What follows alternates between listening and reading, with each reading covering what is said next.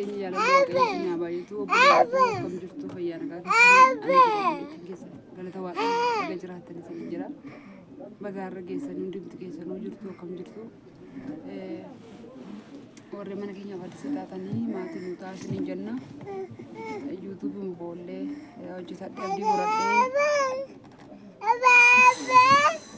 akkanatti mucaa koo guddifadhu antini naalaala isiniin jedha kotu kana dhiisi silaa waan nama qoruun dhabamu warri koo baay'ee gugugee nama jibbisiisaadha egaa warri yuutuubii koo laaluun barbaadin dhiisaa rakkoo hin qabu na arrabsuu naqiina homaa gochuu hin dandeenye waan an godhus hin qabu inni manaa unaan tolle waan ta'eef waan barbaadan jechuus hin dandeessu garuu baay'ee arrabsiina isiniin jedha kanaafuu namni waan gaariin godha jedhee yeroo waan gaarii gochuudhaaf tattaafatu waan gaarii gochuun baay'ee badaa deemaa jira biyya kana keessatti ani waan ta'e wallaalee bakka waan baay'ee kan namaa laalee kan namaa wanti inni jedhu annaan qaqqabee narra ga'ee jedhu baay'ee natti dhaga'aa jira baay'ee bakka narra beebeettu ani isinitti hin dubbadhu waa'ee mana kootii ammanatti amma ta'ee oliin baasu jedhu ijoollee keessa ijoolleen itti madhee jechuudha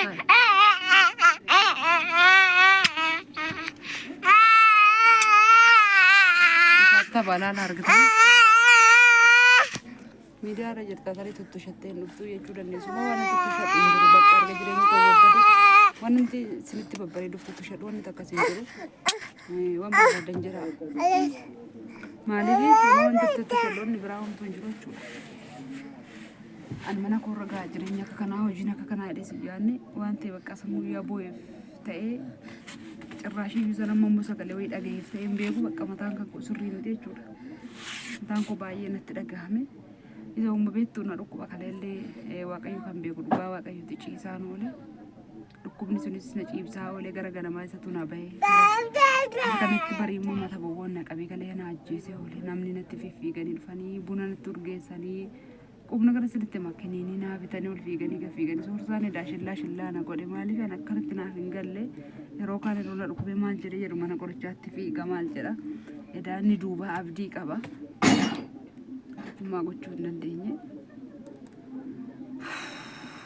piraankiidha hin sobdaa sirraa beekama maaliif hin jireenya kootti muraan jireenya kootii nan piraankii hojjedha piraankii dhiisaati viidiyoo daqiiqaa 2-3 qulqullinaanu yeroo hojjedhu maaliif piraankii sin irratti hojjedhu mucaa kana wajjin isaanii piraankii hojjedha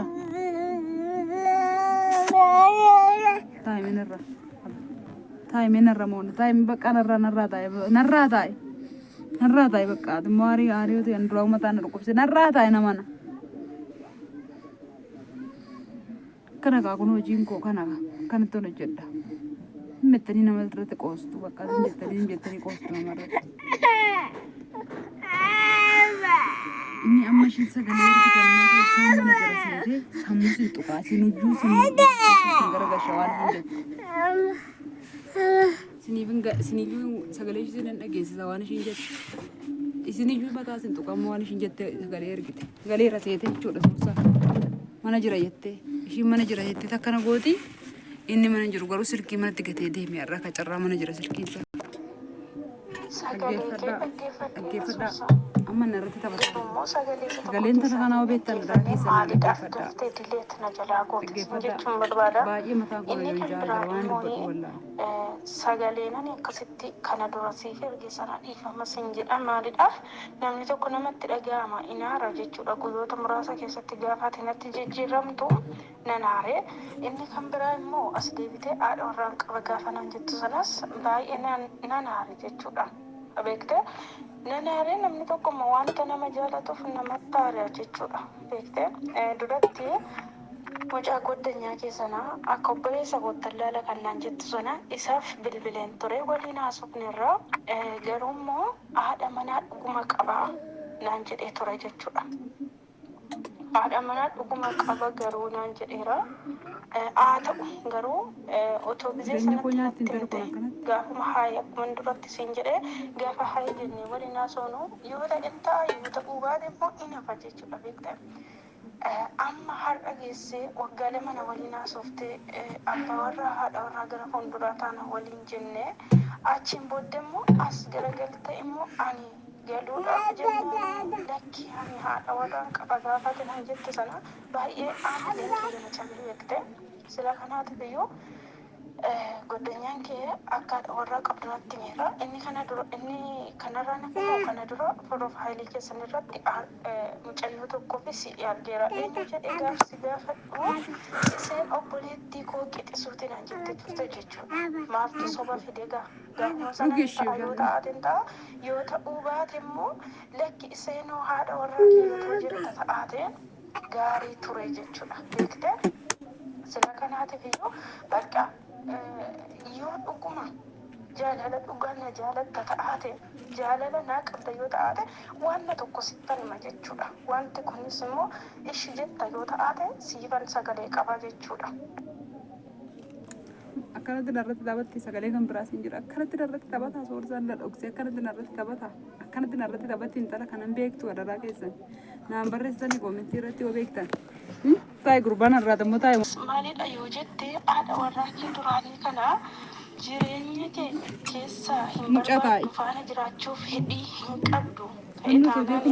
Akkatti ati jireenya kee keessa baastu sitti himaa jechuudha. Sababbiin isaas ani akka masaanuu hin jaalanne dursaan dursa sitti meera jechuudha. Ani masaanuu hin jaaladhu. Ani abbaa warraa tokko feerme abbaa warraa tokko faana jiraachuun barbaada siin jedhee jaalala dursee sitti himeera dura beekte. Sira kanaatiif iyyuu innis maalidha yoo jette haadha warraa kana hin barbaadu. Jetta yoo ta'aate yookaan immoo daa'ima koo irraa fudhadhee guddifadhas yoo jette daa'ima kee qobaatti yookaan akka bira gashuu haadha kee bira jechuudha yookaan immoo akka ishee bira gashuu yookaan immoo guddifachaa kennu warreen guddifatan warreen daa'ima dhabanii guddifatan ni jiru jechuudha. Isaanitti nan dubbadha isaanitti geessite kennita jechuudha. Inni kan biraa immoo yoo dhuguma haadha manaa kee isee duraarraa jaalala hin qabdu yoo ta'ate ani waa tokko sitti hima jechuudha. Inni maalidha yoo jette qorichi wayii ni jira jechuudha. Qorichi wayii ni jira. Qorichi tokko Jarman irraa dhufa. Mucaan hiriyaan koo tokko Jarman irraa dhufti. Booletti eeddee isee irraa akka fuutu jechuudha. Dhiyoo keessatti ingalti Jarman irraa. Goddanyaan koo keeyyaa jechuudha. Goddanyaan koo tokko. Innaa silkii isisii bakkannaa ishee boolee geesse ati immoo booleedhaa qorichi kun akka qibaa jechuudha. Sixoota fakkeessitee kennitaare jechuudha. Sixoota fakkeessitee kennitaare achiin booda itti fayyadamte wayii qiyyaatti jireenya kee keessaa sii baate shin jechuudha. Fiizis jettee wanta fiizis nama godhuudha jechuudha. Sagalee koo kana akka dhaggeeffatte jechuudha. Biitii dilee biraa godhi. Dhaggeeffadha. Soorsaan mana jiru. Silkii kee jechuudha. Wanti isaa jijjiiri. Paaswoordii isaa jijjiiri guyyaa kara guyyaatti jechuudha. Sababbiin isaa wanta nuti odeessu kana goddanyaan keessumillee dhaga'uu danda'a. Garuu ani goddanyaa keessanatti immoo akkana jedhee gonkumayyuu hin himne jechuudha. Sila kanaatiif geessanii dafiitiin marsinaa deebisii qoricha naaf kennanii qoricha akkasiis na godhu. Sinitti fidii waan dhaggeeffadha. Har'uma tokkicha silkii soorsaan manatti dhiisee ba'een gudii argamte waan kana hundumaa dhaggeeffadha miti. Duruu immoo itti meen dadhabe duruu itti maan ture. Duruu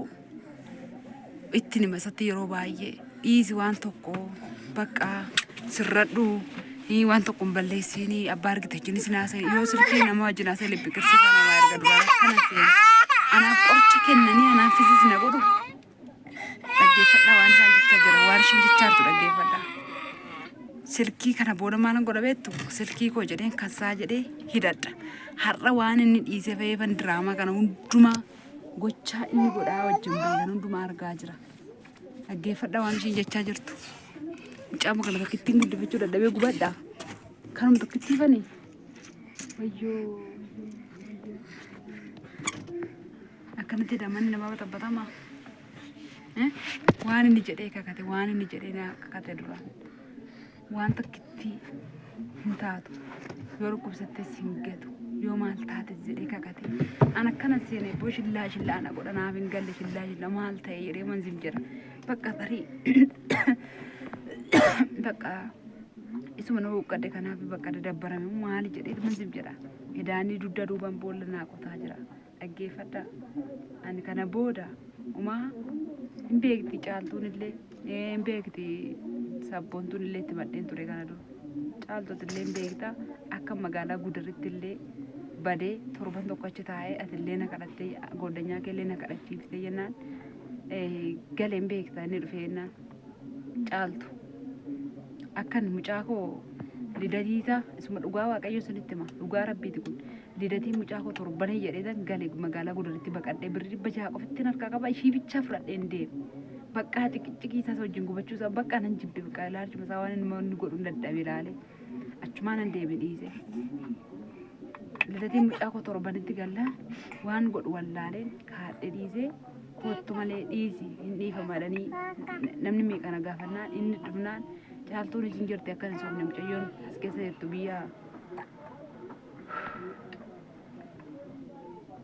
biyya ormaa jirti baareen jirti hin beekta caaltoote taane birrii 600 baatee sokkaa deemaa nama biyya arabaa hojjetee fi namni birrii dhabaa soorsa waan inni nan godhin hin jiru waan baay'ee na godhan yaadan dhoksadhe malee asirratti ol hin baafne malee durayyuu ijoolleen na dhowwinaan sabboontuu fagoo donyoonni koo caaltuu fana dhowwinaan dhiisii manni akkana miti hin darbama jennaan obsaa ba'e ciniinnadhe argaa jirtu gurra keessaniin immoo kun natti faraddu piraankiidha kanatti piraankiidha gaa'ela ofiirratti piraankii hojjetaa namni jireenya ofiirratti piraankii hojjetaa namni yoo duute biyyuu sitti naqaase achi bakka ana isa hunna qoteessa hunna xuutu piraankiidha waadaan galeessa hafee ana irratti wanta hojii jijjiiraa qaniidhaan jijjiirradhu qorichatti kennina qaniidhaan jijjiirradhu baataarni jirti biti kana booda silkiin fudhata miti yaadayyuu har'a waan manatti irraanfatee beefama kana hundumaa dhaggeeffadhe silkii irra galee isayyuu bee baataarni banuu wallaalee silkii cufee banee silkiin baataarni ashaaraa natti agarsiisa banee cufee maal jedhee banadhe kana hundumaa dhagee bukoo gudii amma kan hundumaa dhagaadhe kana booda mana kompiitaraa borganama dhaqee silkii isaa walittidha silkiin tara abbaa wajjin haasa'uu kan abbaa ishii wallaale profaayilii irra maqaa ishii hin jiru libbi qirsii bichaa tachirra jira profaayilii ishii irra maqaa hin qabu kana wajjin walitti dhaqatan saafuu akkan jireenya namoonni xiqqootti baddi nama nana dhiisuu immoo borisa tokko taphataa gabbaate kana dhaumaa gochuun danda'u waan inni irra geessanitti nama dhaan kana booda irraan adda wanti hojjenna guus hin jiru bakka dhukkuba bichaa kana godhaa